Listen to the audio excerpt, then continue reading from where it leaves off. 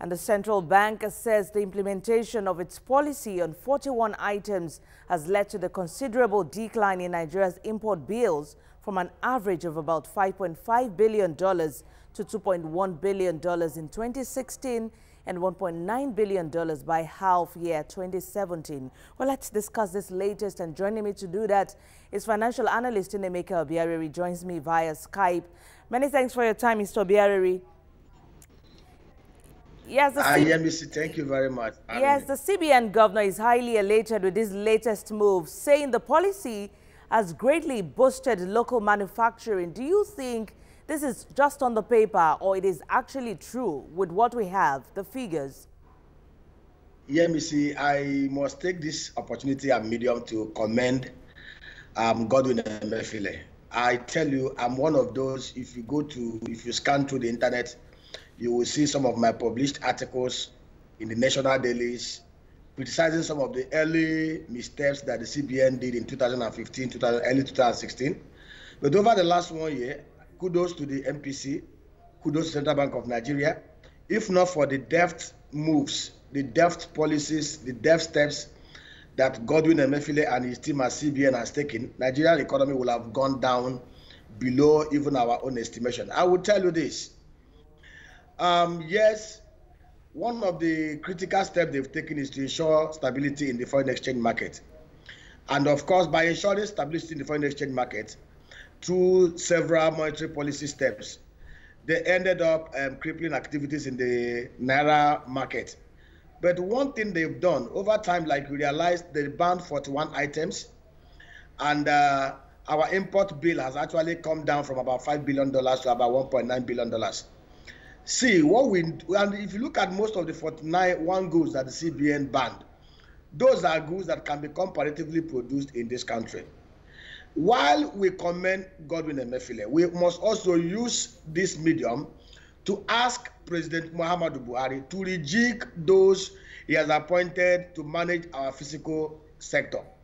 Those in the ministries, those in the department, those in the agencies. Like Emefiele rightly warned, we are gradually going out of recession, but until something drastic is done on the fiscal side, Nigeria may slip back to recession. And what am I saying? Nigeria imports over 4 billion naira worth of military wares, both in terms of wares that are coming from, in terms of military equipment, in terms of military garments, in terms of boots, in terms of belts. These are things that can be produced in Aba, things that can be produced in Onitsha. If only those of them in the physical side can muster courage, can muster the political goodwill. It is very simple. Those 41 banned items, we have importers that import those 41 items. If those of them in the Nigeria Investment Promotion Commission, those of them in the Nigeria Export Promotion Commission can come together, look at those critical stakeholders. Who are those importers of these goods into Nigeria? These goods are being imported to Nigeria from Asia, can be manufactured here in Nigeria. All you need to do is to put the right framework in place. Interact with these importers.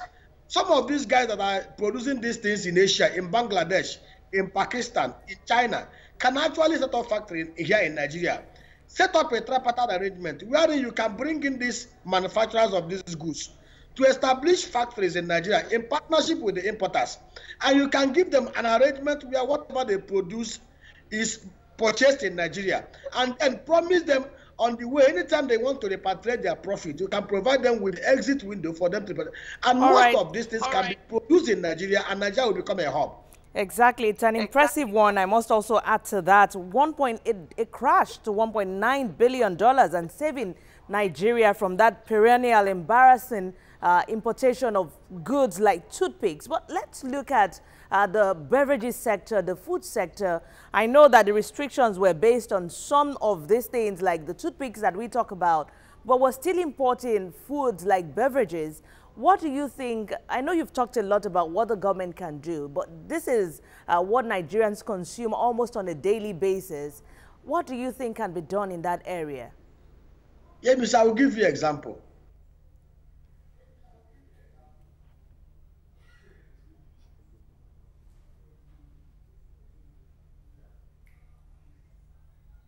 The chocolate, the beverage sector is over $100 billion sector. Most of this raw material that we export to Europe, most of these raw materials that we export to America are actually converted into finished product like chocolates, like, and imported back into Nigeria. What stops Nigeria from saying, okay, we produce so amount of cocoa, we can actually cultivate it in Nigeria? Some of these beverage companies, some of these chocolate companies, that we import some of their products into this country, why not we go into partnership arrangement with them? Who are the importers here in Nigeria? To set up factories. See, there is no rocket science about this. And most of these things we are talking about are low technology goods, goods that can be produced using low technology. You know, one of the things that discourages the private sector investors, why people prefer to import, is because of the high cost of doing business in Nigeria. Power is at the epileptic proportion. Infrastructure is at zero level. We can actually set up industrial clusters in Nigeria in the 6 zones in Nigeria, and then partner with some of these people that import this. All right, we seem to be having audio issues with Nnaemeka Obiaraeri. Okay, network issues with him, but we'll definitely get him back when we can.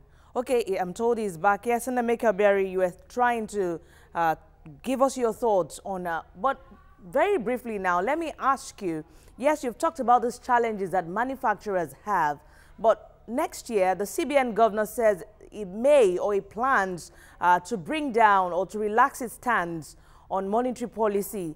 Now, do you think that would greatly help the manufacturing sector? Because with what we have with the crash in import bills, that's a good one to start with. But with that the CBN governor is saying, how much of impact do you think we are going to have in with the manufacturing sector? It will do a lot to help. Yeah, Miss, like I said, CBN, I sympathize with the monetary authorities.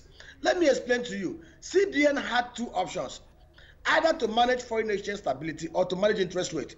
Foreign exchange stability is more critical because it affects every facet and gamut of Nigerian economy. Interest rate, investors can source for money outside the banking sector. But on the issue of foreign exchange market, it affects every sector of Nigerian economy. Therefore, the CBN took the critical decision of ensuring foreign exchange stability while hurting the local economy, because if you look at today, 90-day money goes for almost about 31%, which is not good for manufacturing because this adds to the cost of production. Now that the Central Bank of Nigeria has been able to manage stability in the foreign exchange market, now their next step is to see how they can reduce rates, how they can stabilize the local market to enable the manufacturers to access credit at a lower rate. And that is critical. But we must also understand the CBN cannot play their role and at the same time play the roles of those who are our physical managers. Kemi Adoshun, those of them are the customer service department. The MDAs, ministries, departments must buckle up. They must play their own critical role. Right. I will tell you this, the Nigerian economy ticks the right boxes. Any design investor looking at our demographics will want to set up shops in Nigeria. The only way is that we must also try to bring about the ease of doing business. Currently, we are ranked about 143, and our rate is about 52%. We can go as much as Botswana. Ease of doing business is about 76%. In South Africa, it's 68%. What stops us from ramping up 72%? Well, I'm sure, Nnaemeka, well, the government is working hard to ensure that we drop further from the position we are now. We must thank you so much for your insight and on the analysis of the crash in import bills. And of course, thank you for wearing the Made in Nigeria jersey. Nnaemeka Obiaraeri, thank you for your time. Yes, Argentina fought too. If only those of them at the federal government should appoint Nigerians based on merit, where we set our national team, Nigeria will do better. All right, Nnaemeka Obiaraeri, thank you for your time on Business Tonight.